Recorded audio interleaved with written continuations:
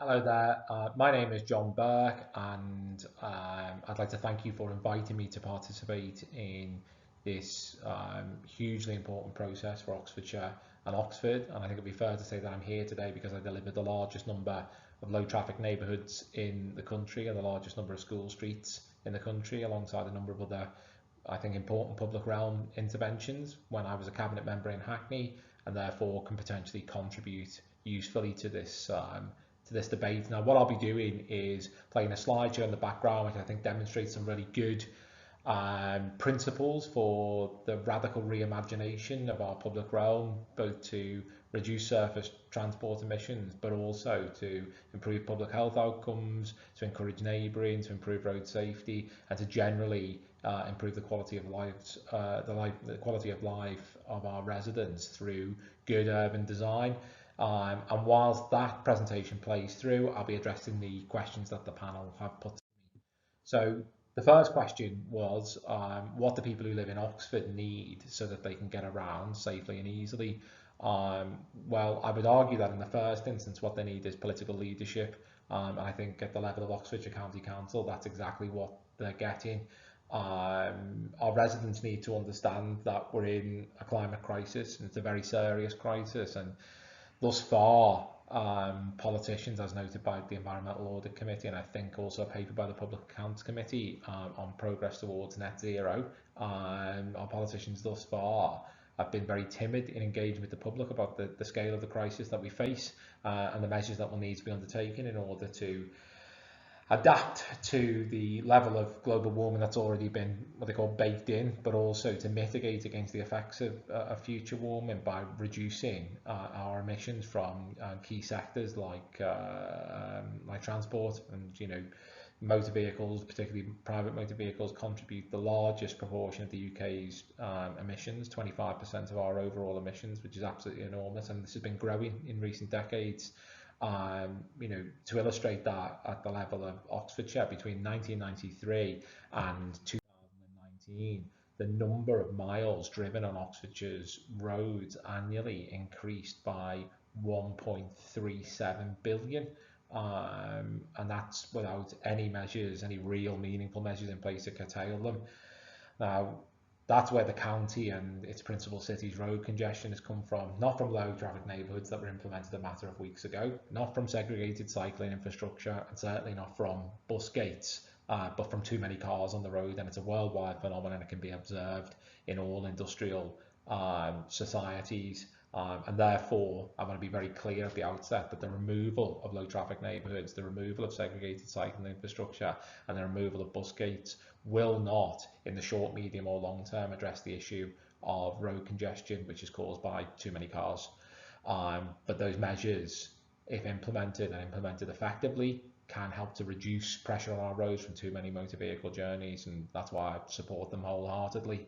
Now, I think what I think I would emphasise is that some people are, seem to labour under the delusion that electric vehicles can solve the issue for us. And I think it's important to remember that around 50% of the emissions from motor vehicles don't come from the tailpipe itself. They come from road wear, brake wear, and tyre wear. And though electric vehicles reduce brake wear a little bit, those cars would still be contributing to poorer air quality, but also they do nothing about road safety issues, or the public health crisis associated with too many car journeys rather than active travel, for example. And so as a result of that, by 2050, in order to meet the provisions of the Climate Change Committee's sixth carbon budget, Oxfordshire needs to have reduced the number of miles driven on its roads annually by 233 million, which is the equivalent of around 32,000 cars. Now, when you consider the number of cars on our roads have doubled, and this is in the UK, to 40 million in 30 years, the scale of that challenge cannot be underestimated, but it's a challenge that we must meet. However much some politicians and local government officers would like us to do so, this is a problem that cannot be ignored. It can't be argued away, and it certainly can't be denied. Mother Nature, the biosphere, isn't negotiating. So what the residents of Oxford and Oxfordshire need in the first instance is the political leadership that I think they're getting at the level of the county, which is to say, this is the problem that we face and these are the measures that we know will help us address these issues. And I think it's a very good thing that they're seeking to implement some of those measures on a trial basis while they concurrently engage with the public. So the second question that I was asked, from the panel was, how are people's travel needs best balanced with the need to promote health and fairness and tackle climate change? And I think the first thing that I would say is we need to define and redefine, or understand and redefine, what we mean by needs when it comes to transport. In the UK, 80% of all journeys under 2 kilometres are driven, and most of those car journeys are for leisure or shopping. Now, if I could eliminate entirely discretionary car journeys with a click of my fingers, then we wouldn't be having this conversation, because the overwhelming majority of car journeys are unnecessary and could be taken by alternative, more sustainable forms of transport. And this isn't just a London perspective. Even before the pandemic, and this will have changed now and improved further still, as more people work from home or in a hybrid way, 50% of people outside London were travelling less than 15 minutes to work, which is an eminently commutable distance by alternative, more sustainable means of transport. The fact is that we allow drivers to externalise the costs of cheap and convenient driving to other people, and that this isn't sustainable environmentally, socially, or in public health terms. So policies must focus on ensuring that we eliminate as many unnecessary car journeys as possible. The future of the motor vehicle in our cities is not that it won't exist.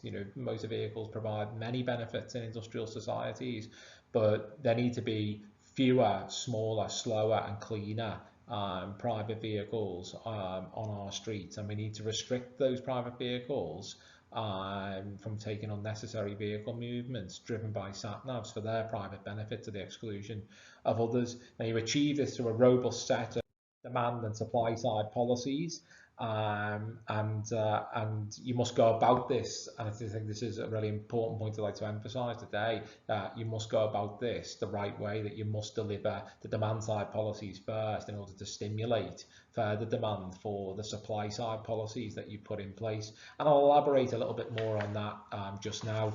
So the next question that was asked me is, what can Oxfordshire County Council do? Well, as I've just noted, I think they need to get policy the right way round. I think we need to implement demand-side policies that heavily restrict in some instances, private motor vehicle use in our cities. I think low traffic neighbourhoods are an excellent example of where these work, to continue to allow access to private motor vehicles, but encourage drivers to think about whether or not those journeys are really necessary. And by eliminating rat running through traffic, we also reduce net emissions, improve air quality and improve road safety. We know, for example, that low traffic neighbourhoods implemented during lockdown led to a reduction of road accidents by 50% when compared to non-LTN areas. Now, secondly, Oxfordshire County Council can and should follow the evidence, and I would direct people to the recent work of Paula Cuss and Kimberly Nichols on a dozen effective interventions to reduce car use in European cities, particularly because the top 3 of those are congestion charging or road user pricing, effectively pricing the cost of driving, to the drivers rather than to the non-drivers or to those outside the cars not benefiting from them. The second is parking and traffic control, extremely important, and I'll touch on that in just a moment. The third is limited traffic zones, which is effectively low traffic neighbourhoods. Now, the final question that the panel asked me was, in my position faced with your question, and trying to find solutions that work for everyone affected in Oxford, what my advice would be. And my advice would be, in the first instance, to understand that when politicians often talk about surface transport solutions that work for everyone, what they rarely mean is potentially assisting other modes of transport whilst also maintaining the status quo. for cars, private cars in particular, and that's not a solution that works for everyone, because we know that the increasing dominance of cars on our roads have profound environmental and public health and social impacts on everybody else. And so, that's why I would encourage us as a starting position to understand that things like low traffic neighbourhoods are already a negotiated position with drivers. They continue to allow cars access to those areas, but what they do also say is we will no longer tolerate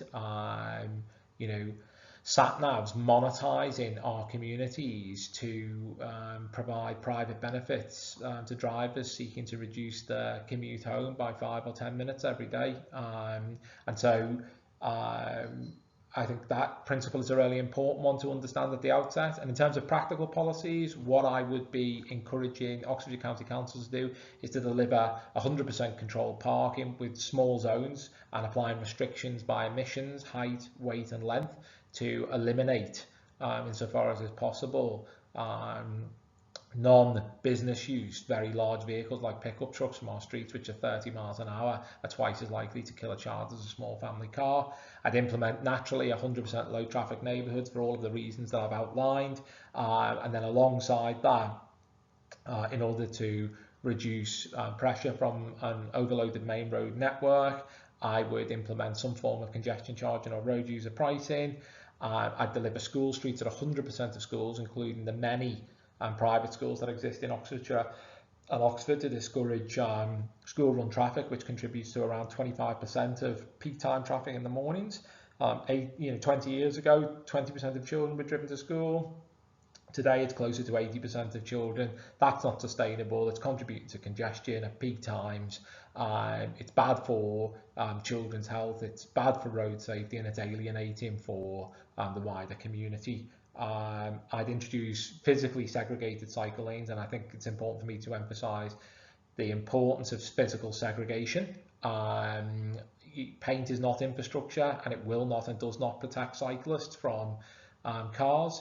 And I think there are some interim measures such as ones, but in the fullness of time that can be used. But in the fullness of time, I think we need fully segregated, continental style segregated cycling infrastructure to encourage, to improve road safety, but also to encourage non-cyclists into using a bike, which we know can be one of the deciding factors to whether they decide to do so or not. I'd eliminate main road parking. These roads were designed to get drivers from A to B and motor vehicles from A to B. They were not designed for the private storage or the storage of private property such as cars, and they cause an enormous number of snarl-ups and congestion, and it's a really easy and quick measure that can be undertaken to improve traffic flows now and to reduce congestion now. And then finally, and in some ways most importantly, I think Oxfordshire County Council and Oxford City Council really needs to invest in its public realm in some of the ways that I've demonstrated with my presentation, to just show how transforming the public realm can significantly contribute to the increasing humanisation and socialisation of that public realm, through the use of good urban design can encourage people to walk and cycle a great deal more. And even for those people who aren't entirely convinced by the use of these measures, who may be quite used to and enjoy using their motor vehicles and might have to change those patterns of behaviour a little bit, I think what we can demonstrate through these effective public realm interventions that reduce surface transport emissions and car ownership is that as part of that process we can also enhance the public realm and therefore the quality of lives of all residents and not just people who are not drivers. So that's the end of my talk. So thank you and good luck with all of the endeavours that the County Council and residents will be undertaking in the coming months and years.